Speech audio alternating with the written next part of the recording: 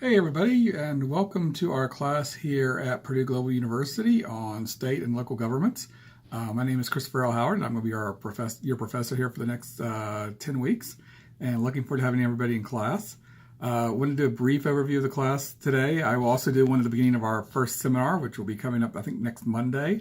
One of the things to look at here in class, guys, we'll be examining the state government in terms of what its functions are, how it's different from the federal government, what rights the states have, why do states and federal government sometimes have concurrent jurisdiction, which means they can both tax and both do other powers. If the federal government takes the power away from the states, what kind of situation are the states left in at that point in time? If the federal government creates a law, can the states even legislate on top of that? So there's a lot of interesting topics when it comes to the operations of state government and the way state operates.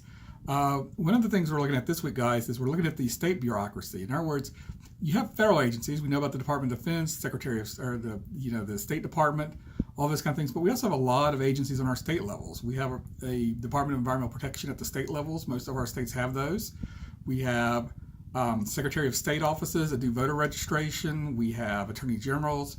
So a lot of the offices that we see on the federal agencies, we see duplicative down at the state level. And so the question we ask ourselves is, well, what do these state agencies do? Do they add more power than the feds? Do they supplement the power of the feds? What are their actions and responsibilities? And do the state agencies have power to enforce? Do the state agencies have the ability to carry out their missions in terms of whatever their functions are going to be? Are they effective or not? Is there a lot of bureaucratic red tape? So there's a ton of questions we'll look at this week when we start our discussion, guys, on the state bureaucracies and how state agencies work.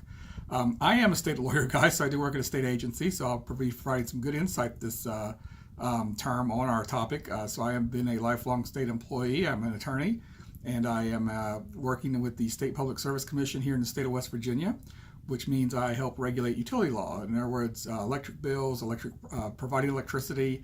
We also do water, gas, sewer, telecommunications in terms of cell phones and old landline phones, internet, broadband.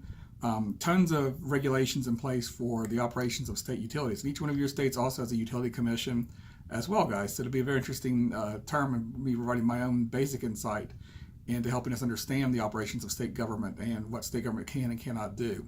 So very interesting topic this week, guys, in terms of state agencies and what their powers are. In terms of the class itself, guys, remember we're going to have a discussion board posted every single week. Each week sometimes there's one, sometimes there are two. I believe there are two this week. Make sure, guys, in order to get your maximum points, you are posting on 3 separate days, and they are quality posts. In other words, they're adding to the class discussion, they're adding to the ongoing debate and the ongoing topic. I'll be posting some follow-up questions in there, guys, and you can respond to those. They will count toward your weekly total. So, and I always stress my follow-up questions to the class, not to one particular student, and I usually put one on each one of the students' boards. So if you do see a follow-up question, guys, you're free to answer it. You don't have to answer it if you don't want to, and that should help us meet our 3-day requirements each week and get your guys' discussion points in. There are some papers due this term, guys. There's a paper back in week 8, week 9. A lot of the weeks we don't have a paper, but there are a few to do, and make sure we're going to be plotting out our time, make sure we got those, because when they're occurring late in the term, that means that there is going to be very limited time to get those in, even if you need a few days or extra time to submit it, because we're approaching week 10 and the end of the class. So please make sure, guys, to be cognizant of that as we go through the class as well also. And other than that, guys, it should be a very fun and interesting class. If you need me, guys, guys have my contact information. It's listed on the underneath my picture on the main page. Also, guys, as well too, you can email me anytime. I'll respond to the email within 24 hours. So I'm always here to help, and always here to look forward to you guys in case you need anything about the course or class or anything you want to talk about. So I should be available for that as well too. With that, guys, let's have a great first week, and hope to see everybody in seminar when we have our first seminar.